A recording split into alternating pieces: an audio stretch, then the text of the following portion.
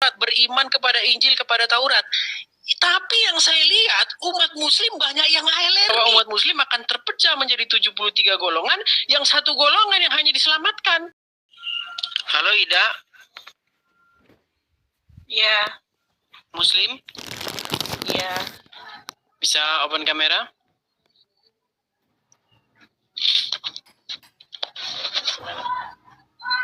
Apa bisa nggak? Oh, ini bisa. Bisa, ini. Iya. Jadi Ibu Ida sudah menyimak dari tadi jalannya diskusi atau baru datang? Belum lama sih. Belum lama, oke. Mungkin apakah harus saya jelaskan lagi latar belakangnya dari awal atau kita langsung ke pokok bahasan atau bagaimana? Yang saya dengar tadi permasalahan waktu ya, antara Yaumin dan 5.000 tahun. Iya. 50.000 tahun, Bu. Iya. 50 konsin, ya. Iya.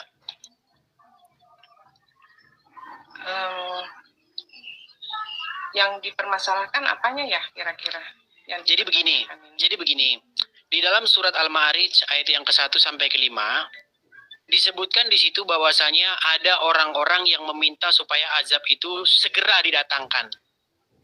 Tetapi disebutkan di situ bahwa para malaikat dan Jibril naik membawa urusan kepada Allah itu dalam sehari, tapi kadarnya itu 50.000 tahun.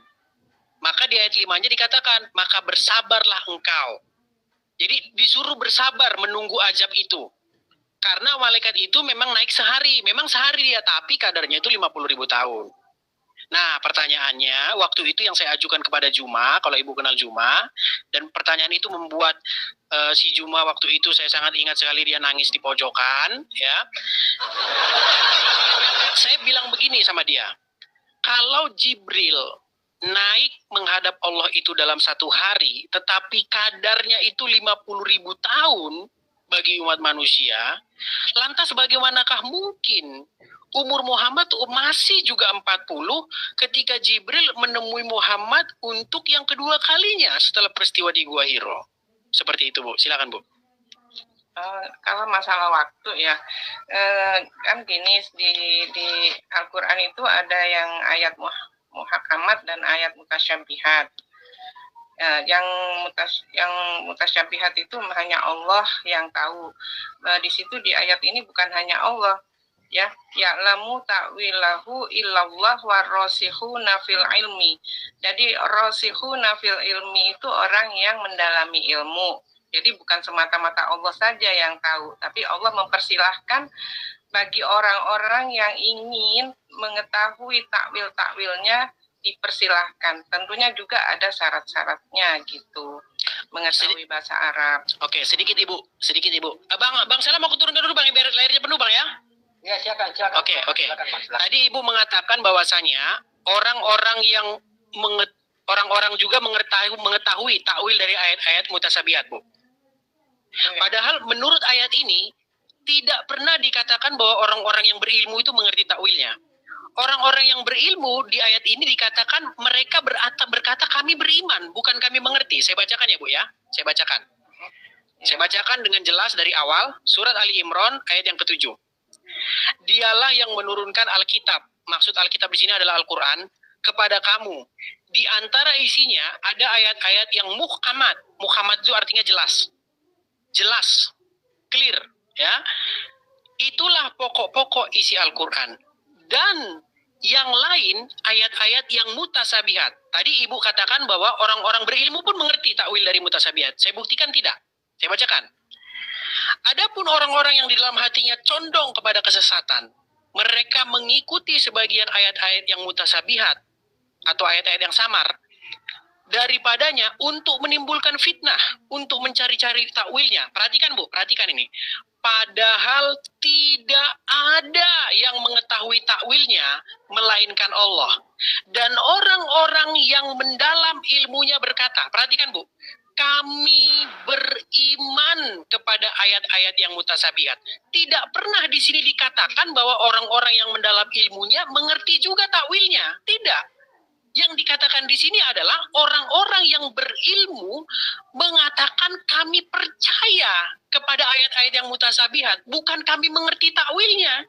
Karena jelas di sini dikatakan hanya Allah yang mengerti takwilnya. Makanya saya bilang tadi, lalu kenapa umat muslim menghabiskan waktu untuk mentakwil ayat-ayat yang mutasabihat yang jelas-jelas hanya Allah yang mengerti takwilnya, lalu membuang-buang waktu untuk menjelaskan ayat-ayat yang Muhammad yang sudah jelas. Mungkin iman itu tidak sebatas percaya aja ya, tapi kan dibarengin dengan konsep keilmuan. Jadi di situ, jadi Al-Quran memang ada yang bahkan ya yang muhkamat aja itu masih bisa ditafsirkan, apalagi yang mutasyabihat. Tapi itu juga ada batasnya.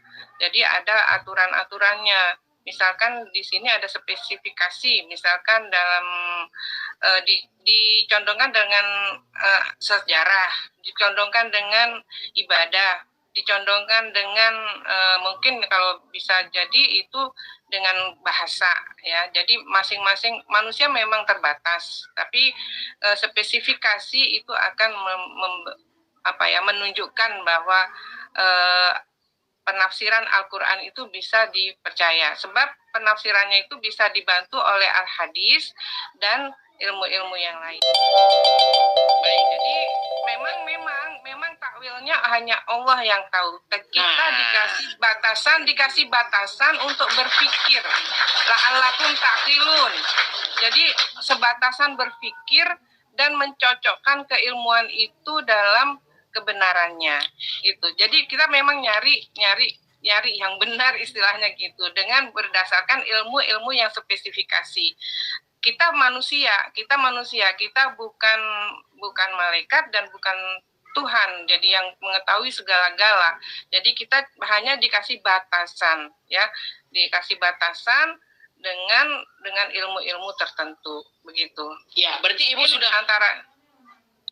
sudah menarik ucapan Ibu bahwasanya orang-orang yang berilmu pun mengerti takwil dari ayat-ayat yang mutasabihat. Itu memang takwil itu dibatasi nama Allah. Ya, kalau mereka itu dengan keimanan dan kepercayaan bisa diterima. Tapi kalau dia hanya menimbulkan fitnah, itu yang ditolak. Bukan, Bu. Di sini dikatakan begini, Bu ya. Ibu kalau bisa buka juga ayat Qur'annya di situ, Bu ya. Ali Imran ayat ke-7. Bunyinya begini loh, Bu. Jelas-jelas dikatakan begini. Padahal tidak ada satu orang pun yang mengetahui takwil dari ayat-ayat yang mutasabihat, melainkan Allah. Dan orang-orang yang mendalam ilmunya berkata, kami beriman kepada ayat-ayat yang mutasabihat. Tadi Ibu bilang, orang-orang yang berilmu paham, mengerti takwil dari ayat-ayat yang mutasabihat. Padahal tidak, Bu. Mereka hanya beriman, bukan dikatakan berilmu. Ilmu itu bagian dari iman. Jadi kita tidak bisa dikatakan percaya begitu saja tanpa dibarengin dengan batasan ilmunya, gitu. Oke. Itu kan pendapat Ibu. Artinya di sini berarti fungsi dari dikatakannya bahwa hanya Allah yang mengerti takwilnya apa? Jadi memang misalkan kayak jangankan yang alif lam mim, memang manusia dibatasin itu. Ya, tapi apakah ada seseorang yang mengetahui takwilnya dari alif lam mim? Tapi boleh gitu ya. Sebagian ulama boleh menafsirkan alif lam mim itu gitu. Tapi nggak ada yang tahu memang. Nah, kalau tidak ada yang tahu, kenapa, Bu, harus ditakwilkan? Padahal jelas-jelas di sini orang-orang yang condong kepada kesesatan, mereka mengikuti sebagian ayat-ayat yang mutasabihat daripadanya untuk menimbulkan fitnah, untuk mencari-cari takwil. Malah justru dikatakan untuk mencari. Bu, di sini dikatakan loh, Bu, untuk mencari-cari takwil. Makanya begini, Bu.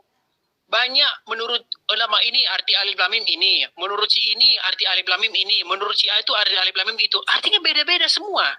Makanya tidak salah dikatakan bahwa umat muslim akan terpecah menjadi 73 golongan, yang satu golongan yang hanya diselamatkan. Karena apa? Karena ya makanya itu, Bu, artinya begini, begini, jelas-jelas dibilang di sini hanya Allah yang mengerti takwilnya. Tetapi kenapa banyak orang membuang-buang waktu untuk mencari-cari takwil? Udah dibilang hanya Allah yang mengerti takwilnya. Dan kenapa juga menjelaskan ayat-ayat yang mukamat? Coba Bu, mukamat itu artinya apa? Yang sudah jelas gitu. Sudah jelas. Yang sudah jelas. Kalau sudah jelas dibikin Allah sudah jelas. Kenapa harus capek-capek dijelaskan lagi sama manusia? Kan kita ini manusia ini kan berbagai bahasa ya, karena memang Al-Quran bahasa Arab, bagaimana untuk menjelaskan dengan bahasa yang lain, bahkan dengan bahasa Arab sendiri nggak jauh-jauh lah, kita juga punya ya pantun-pantun misalkan bahasa Melayu atau bahasa Indonesia yang kita paham, tapi di situ itu ada makna tersendiri gitu ya, yang harus memang ahlinya yang bisa membahas itu, apalagi Al-Quran. Jadi kita juga dikasih kesempatan sama Allah, yaitu rasikhuna fil ilmi. Jadi orang-orang itu dikasih juga la'allakum taqilun, la'allakum tazakkarun ya ulil albab. Jadi kita dikasih akal supaya kita juga bisa memahami dan mengimani ayat-ayat itu. Itu pun ada batasannya, harus yang berilmu gitu ya. Mungkin di Al-Quran ada tentang sejarah. Jadi orang-orang yang ahli sejarah, dari bahasa juga ahli-ahli bahasa. Jadi tidak semata-mata terus muhkamat itu semua orang paham, nggak gitu. Tetap mencari orang yang ini menarik ini. Oke, kita melebar ya. Oke, nggak apa-apa. Kita karena bahas Al-Ma'arij nanti juga sama jawabannya gini. Tadi Ibu mengatakan bahwasanya harus orang-orang yang ahli sejarah dan lain sebagainya. Saya katakan begini, saya harus terus terang mengatakan begini. Saya melihat atau mencium satu indikasi adanya sebuah peniruan yang dilakukan oleh para ulama kepada agama Kristen. Saya kasih contoh, Bu. Saya sudah baca Al-Quran selama 13 tahun. Saya tidak pernah ketemu, Bu, di dalam Al-Quran ini bahwasanya istri dari Adam itu adalah Hawa. Saya nggak pernah ketemu itu, Bu. Saya mau tanya sama Ibu, dapat dari mana umat Islam bahwa istri Adam itu Hawa? Gini ya, kalau saya memang tidak mendalami sejarah, tapi kita itu ada iman namanya. Ya, sebentar Bu. Gini Bu, tadi kan Ibu bilang orang yang ahli sejarah. Nah, kemudian saya bantah, saya bilang begini, bukan ahli sejarah Bu, tapi meniru Kristen. Saya kasih tahu sama Ibu informasinya gini. Satu-satunya kitab yang bilang bahwa pasangan dari Adam itu adalah Hawa, itu hanyalah kitab Bible. Ibu cari kitab apa di seluruh dunia, nggak ada itu selain dari Bible. Nah, umat Muslim juga bilang bahwa istri dari Adam itu namanya Hawa. Saya mau tanya sama Ibu, apakah itu jiplak dari Bible atau dari Al-Quran sendiri? Begini ya, Islam itu bukan hanya Al-Quran ya. Islam itu kita mengimani beberapa nabi. Yang paling wajib adalah 25 nabi. Dari mulai Nabi Adam sampai Nabi Muhammad. Bahkan Isa Al-Masih juga. Kita harus iman itu. Nah, tentunya di sini ada beban tanggung jawab para ahli ilmu dan ahli agama bagaimana membenarkan Al-Quran ini ya dikaitkan dengan kita cari referensi. Mungkin di dalam kitabnya orang Kristen. Dari kitabnya orang Kristen. Jadi, iya, bisa jadi. Karena karena Nabi enggak apa-apa ini. Karena Nabi Muhammad itu juga bergaul dengan para rohibun, para pendeta-pendeta di sana. Di situ para pendeta-pendeta itu juga ada. Maaf berarti ada kemungkinan. Berarti ada kemungkinan Muhammad meniru. Berarti ada kemungkinan Muhammad meniru. Bukan meniru ya. Tadi kan Gini. Mengambil, bukan meniru. Ya, mengambil itu artinya meniru, Bu. Artinya ngambil dari kitabnya Kristen. Tapi itu juga kita tidak semata-mata langsung mengambil. Tentunya para ahli ilmu itu juga dibahas ya, seperti orang disertasi lah gitu ya. Itu harus dibahas. bagaimana sejarahnya Nabi dulu. Dan Al-Qur'an itu tidak semata-mata Al-Qur'an gini. Al-Qur'an itu menceritakan mulai dari Nabi Adam sampai akhir Nabi. Bisa jadi Nabi Isa masuk, banyak Nabi Isa masuk, tapi sama dengan Islam juga. Di Islam juga ada ulama yang tadi menimbulkan fitnah, dan juga tidak ada kemungkinan juga ada di Kristen gitu. Di Kristen juga ada. Baik. Tadi Ibu mengatakan, saya tertarik nih dengan statement Ibu mengatakan bahwa Muhammad sering bergaul dengan orang-orang ahli kitab terdahulu. Itulah kenapa kalau Ibu baca di dalam surat An-Nahl ayat yang 103 tadi, ada tuduhan dari orang-orang yang hidup sejaman dengan Muhammad bahwa sesungguhnya Muhammad itu membuat Al-Quran belajar dari orang-orang ajam. Pernah dengar itu? Bisa. Ya, saya bacakan suratnya ya. Di dalam surat An-Nahl 103, saya bacakan dulu ya, biar karena orang-orang juga nggak familiar dengan ayat ini ya. An-Nahl 103.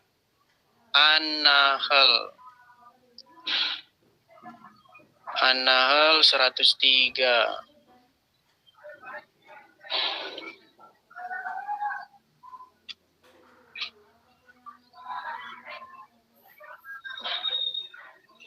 Ya, saya bacakan ya Bu ya. Nih, sesungguhnya dan sesungguhnya kami mengetahui bahwa mereka berkata, mereka ini maksudnya orang-orang yang tidak percaya kepada Islam, ya. Sesungguhnya Al-Quran itu diajarkan oleh seorang manusia kepada Muhammad. Padahal, nih jawaban Al-Quran. Al-Quran membantah begini. Padahal, bahasa orang yang mereka tuduhkan bahwa Muhammad belajar kepada mereka adalah bahasa ajam. Sedangkan Al-Quran ini dalam bahasa Arab yang jelas. Saya kasih bagian berpikirnya, Bu. Gini.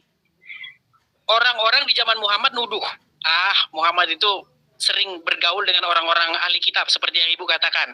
Berarti dia itu membuat Al-Quran itu dari orang-orang itu. Nah, terus Al-Quran bantah bilang begini, bagaimana mungkin kamu tuduh Muhammad belajar kepada mereka, sedangkan mereka itu berbahasa ajam.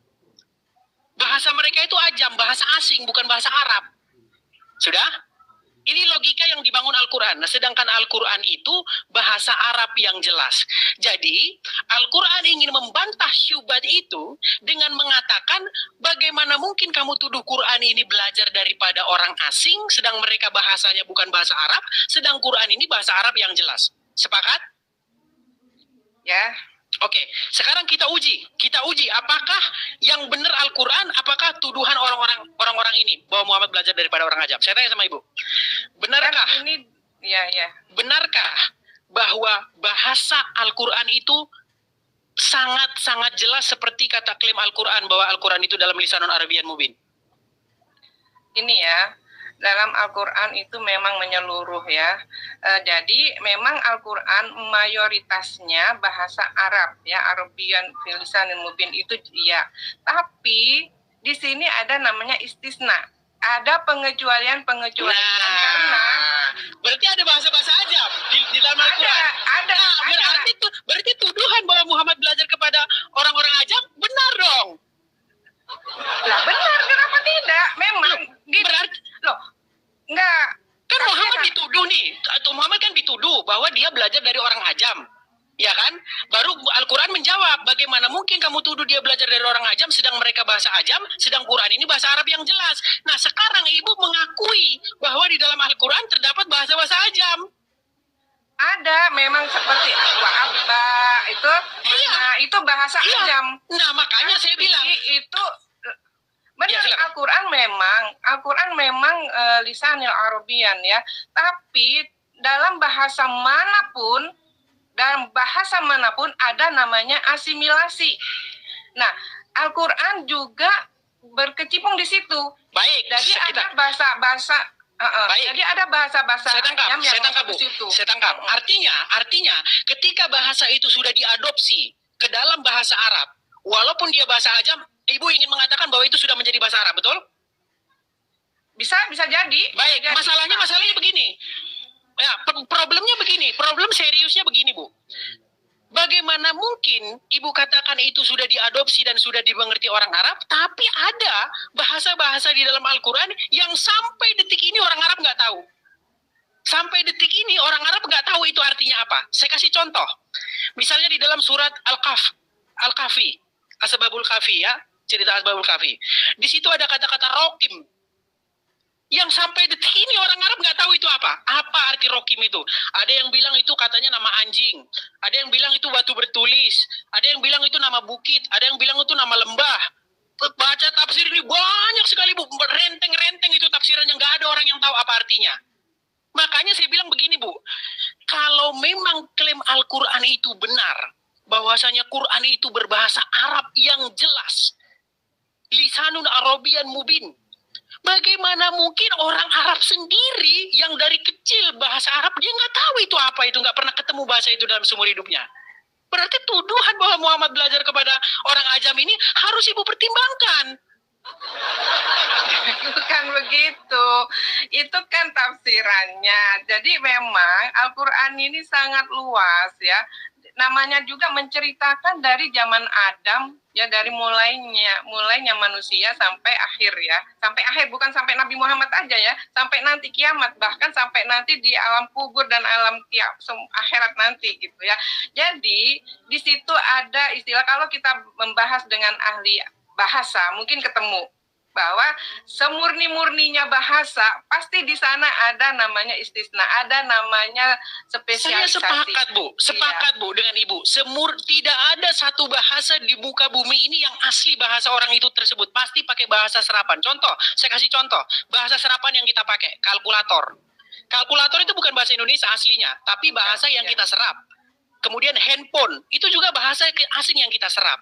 Tapi ketika kita mengasimilasi sebuah kata, kita mengerti artinya, Bu.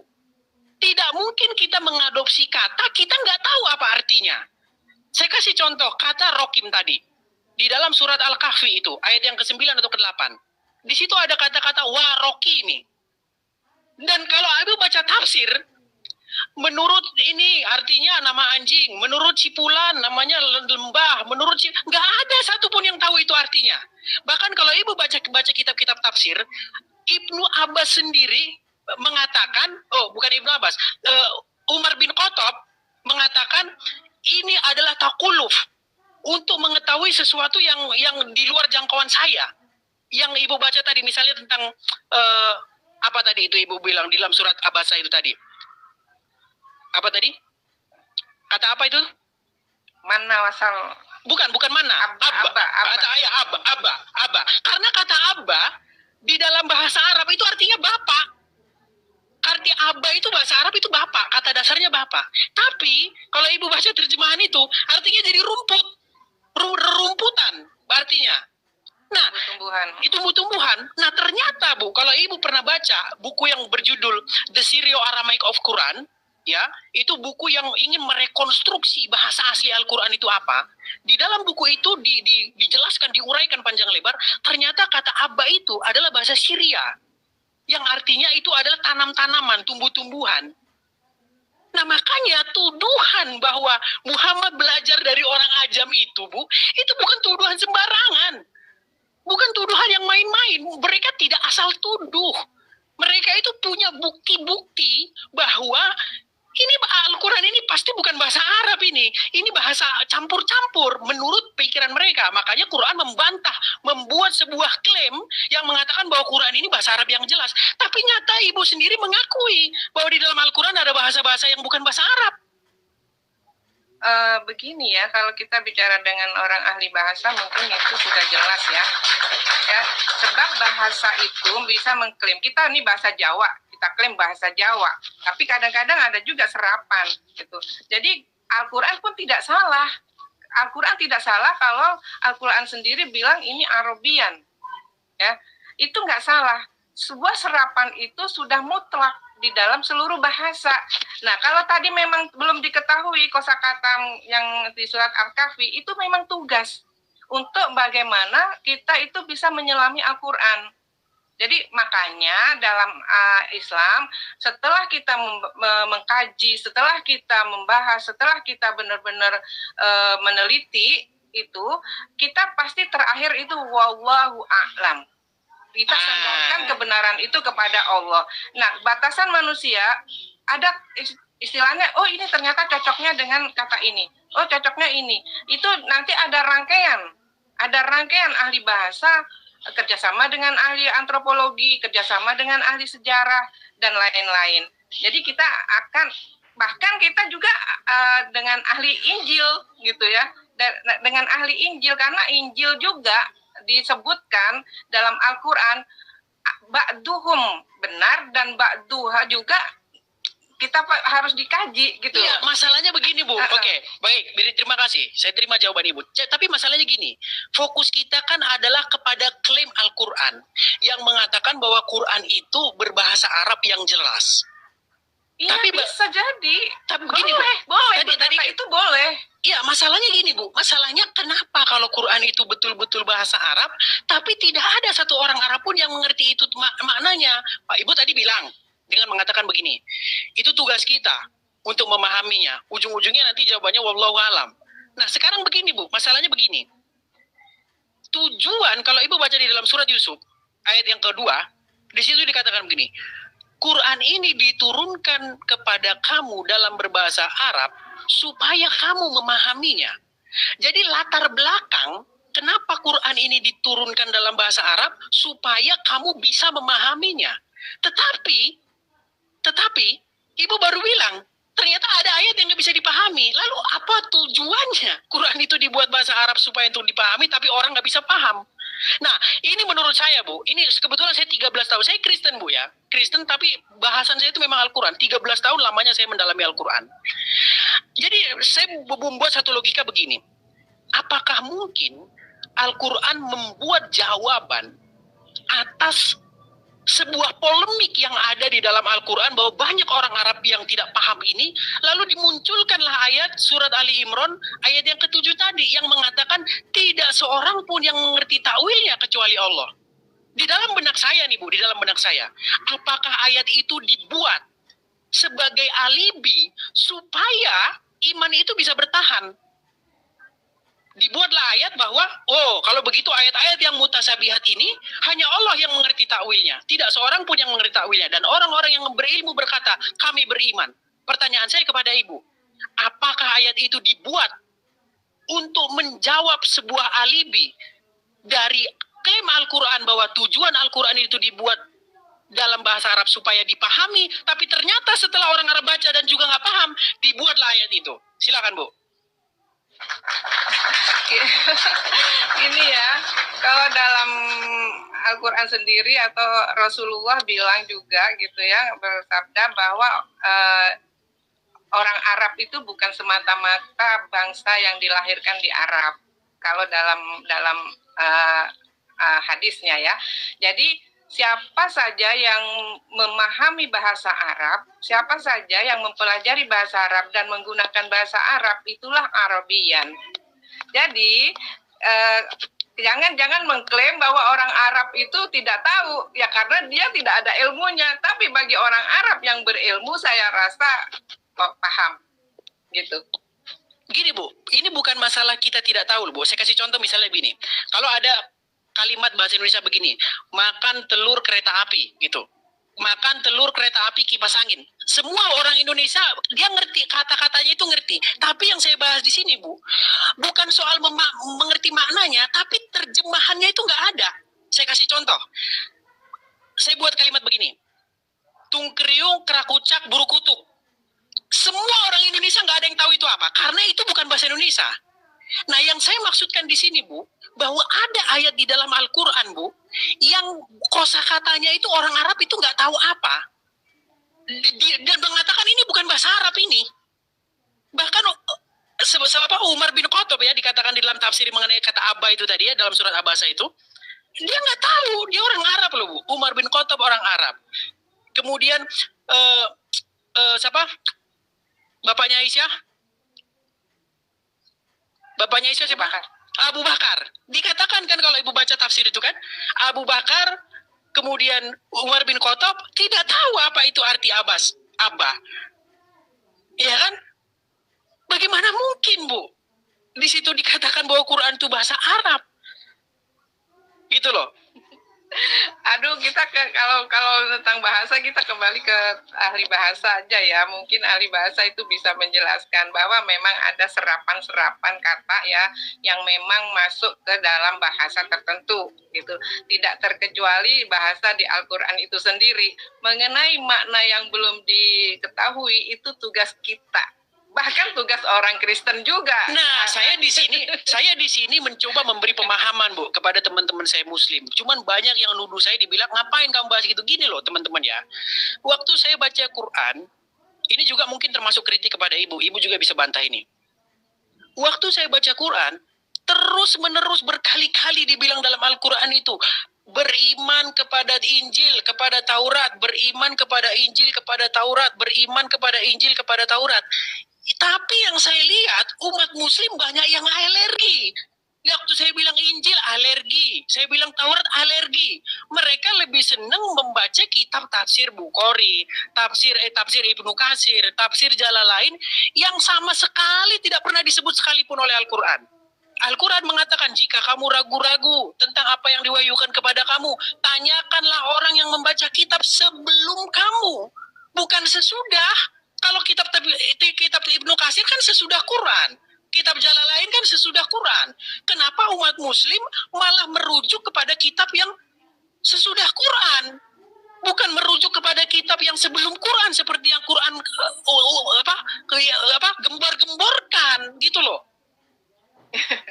Gini, boleh kita bicara? Iya, silakan Bu. Ini gini ya, dalam Islam diajarkan toleransi ya, lakum dinukum waliyadin, itu saya pegang betul.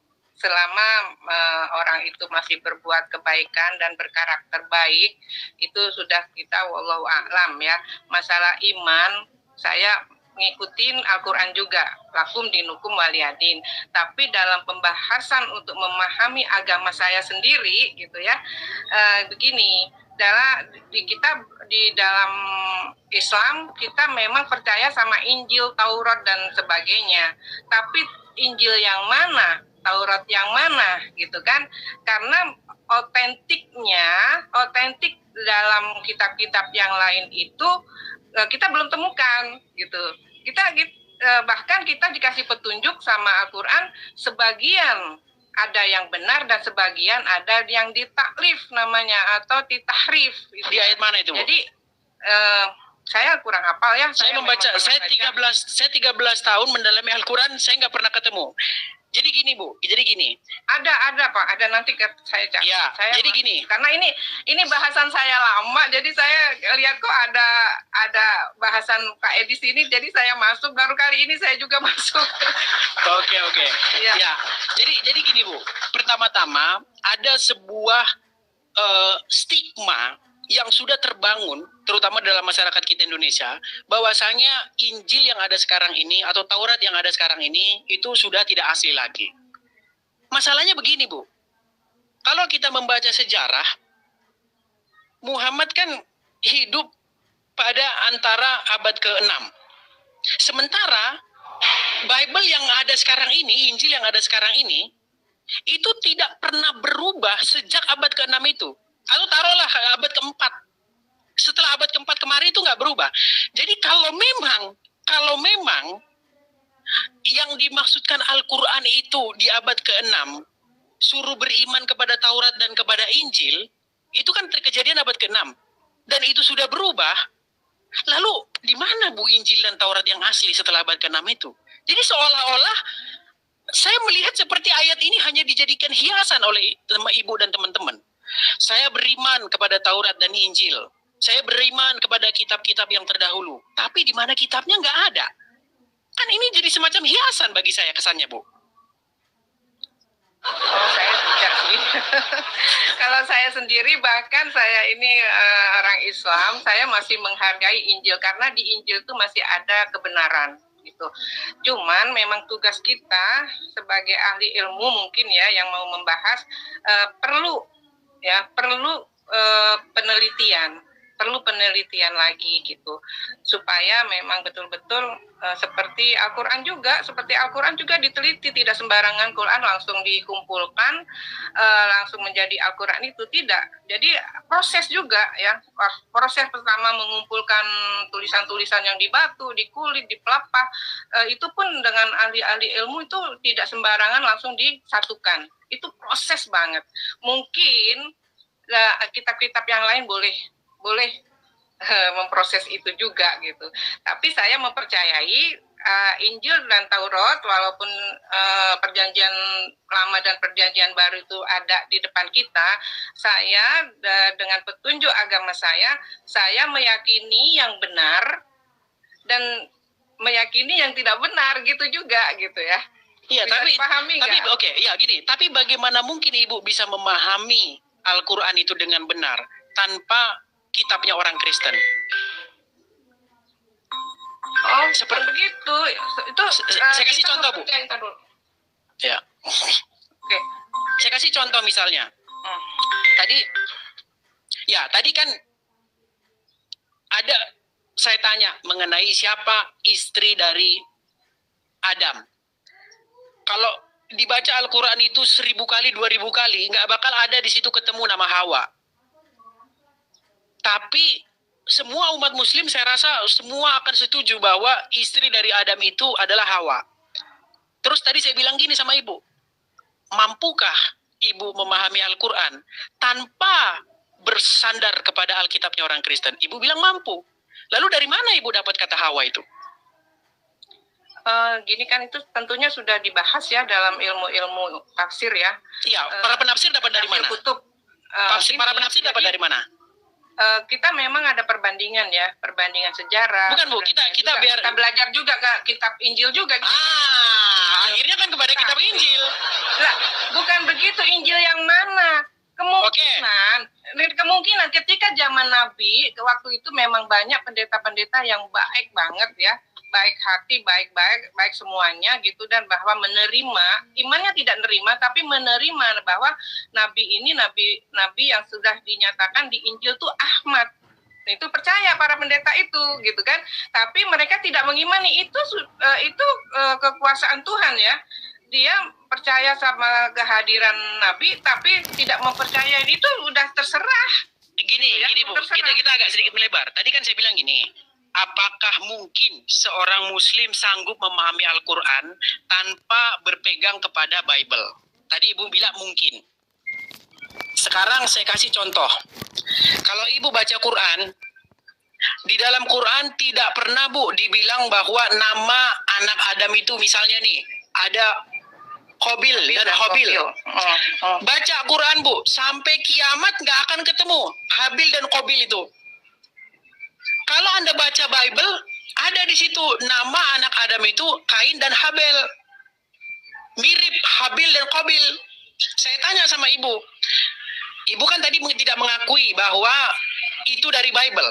Saya tanya sama Ibu, para penafsir Al-Quran itu dapat dari mana itu? Kalau bukan dari Injil? Kan saya katakan tadi, Injil itu sebagian ada yang benar, itu sudah berarti dapat dari Injil ya Bu ya? Tapi itu pun dibandingkan dengan kesejarahan ya. Iya, artinya Habil dan Qabil itu dapatnya dari Injil, betul? Memang kita percaya sama Injil. Oke, mantap. Tapi Injil yang mana gitu? Loh, Injil yang kita pegang loh itu Bu. Itu Injil yang kita pegang sekarang loh. Ya, yang Anda pegang itu saya bisa percaya sebagian dan saya juga tidak percaya sebagian. Itu yang kita diajar. Berarti ayat Al-Qur'an yang mengatakan bahwa suruh beriman kepada, bunyinya bukan suruh beriman tapi suruh beriman sebagian. Karena bunyinya begini loh Bu. Enggak, kasirannya maksudnya yang sudah dibahas di sini. Oke, gini. Tadi kan Ibu bilang Ba'duhum yuharifuna. Jadi sebagian memang sudah dipola. Oke, baik. Begini. Bunyi ayat Al-Qur'an itu bunyinya bagaimana? Beriman kepada kitab Injil dan Taurat atau beriman kepada sebagian kitab Injil dan Taurat? Yang mana yang benar, Bu? Iman kepada Injil dan Taurat total. Total. Injil sekarang. Enggak. Yang Injil sekarang itu yang termasuk yang yang total enggak gitu. Oh, pertanyaannya kalau begitu oke, baik. Pertanyaannya begini, Bu. Di mana kitab Injil yang total? Di mana sekarang keberadaannya? Ini tugas kita bersama. Kalau memang tidak diketemukan, Kita udah 1400 tahun, Bu. Udah 1400 tahun, udah habis waktu. Iya, tapi autentiknya itu belum ada satu. Maksudnya autentiknya itu kita belum bisa dalam maksudnya secara knowledge ya, secara knowledge itu belum bisa dipertanggungjawabkan gitu. Nah, kita maaf, kalian boleh mengimanin Injil seperti saya juga iman. Tapi maaf ya, kalian boleh-boleh saja mengimani Injil yang sekarang itu bebas, terserah.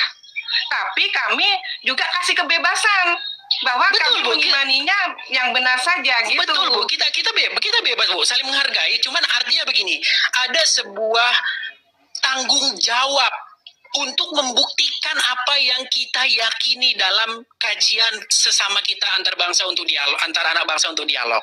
Tadi kan Ibu bilang bahwasanya memang benar di dalam Al-Quran disuruh untuk beriman kepada Taurat dan Injil, bukan Wajib, beriman. itu wajib. Bahkan wajib, ya. Bunyinya bukan beriman kepada sebagian kitab Taurat dan sebagian kitab Injil. Bunyinya kan bukan begitu. Tapi Ibu bilang bahwa ya kita beriman kepada sebagian di dalamnya benar, sebagian tidak benar, dengan tuduhan bahwasanya Injil yang sekarang ini bukanlah Injil dan Taurat yang sedang dimaksudkan oleh Al-Quran. Kan itu argumen yang Ibu bangun. Nah, pertanyaannya sekarang begini, Bu. Bagaimana mungkin Quran mengatakan bahwa di abad ke-6 disuruh beriman kepada kitab Taurat dan Injil, tetapi tiba-tiba setelah abad ke-6 itu Ibu bilang Injil yang disuruh semuanya benar itu hilang. Sekarang udah nggak ada lagi. Ini kan menurut saya seperti sebuah karangan ketimbang kenyataan gitu loh, Bu. Oh, enggak gitu. Jadi kita masih ada juga yang Injil kita bisa pertanggungjawabkan ya, barbar ya. Itu Injil Barnabas ya, Injil. Oke, di dalam Injil Barnabas baik begini. Itu sudah dibahas oleh para ulama. Para ulama pun sudah mengatakan bahwa Injil itu tidak bisa dipercaya. Ada satu statement dari satu Injil itu yang tidak bisa dipercaya. Statementnya itu adalah bahwa Yesus itu bukan Al-Masih, tapi yang Al-Masih itu kalau nggak salah Muhammad di dalam Injil itu malahan. Ini kan bertentangan dengan Al-Quran sendiri. Begitu. Bu, baca kajiannya, Bu. Di dalam Injil Barnabas dikatakan bahwa Yesus itu bukan Al-Masih. Makanya para ulama pun mengatakan ini Injil nggak bisa dipercaya. Gitu loh, Bu. Artinya sebuah kesia-siaan. Ya, silakan, Bu. Enggak. Kita sih bukan bingung, bukan apa ya, karena kita kan juga berdasarkan keiman. Kita tidak bisa tidak beriman kepada Nabi Musa maupun Nabi Musa. Semua iman yang Rasul 25 itu wajib kita imankan dengan kitabnya juga. Cuman mungkin karena yang kitab itu tidak terpelihara gitu ya, memang mungkin karena politik, karena macam-macam dahulu ya. Tapi saya lihat itu menjadi iman yang kosong, Bu. Karena Ibu bilang, oh tidak. Oke. Kita bagaimana kita mengatakan kita beriman kepada Injil, kepada Taurat, mempercayai isinya, tapi barangnya nggak ada, Bu. Bukankah itu iman yang kosong? Enggak, kita sejarahnya ada. Barangnya, Bu. Maksudnya barangnya, kitabnya. Di mana kitabnya sekarang? Sejarahnya, kitabnya ya sudah menyampur dalam Al-Quran. Karena nggak ada lah, Bu. Nggak ada dalam Al-Quran bahwa kitab Injil dan Taurat sudah menyampur dengan Quran, Bu. Ibu sudah memfitnah Quran ini. Sebentar, Bu. Sebentar, Bu. Al-Quran itu mencakup, tidak. Di ayat mana yang mengatakan bahwa ayat Taurat dan Injil sudah bercampur dengan Quran? Di ayat berapa itu? Tidak letterlock begitu. Berarti Ibu mengada-ada.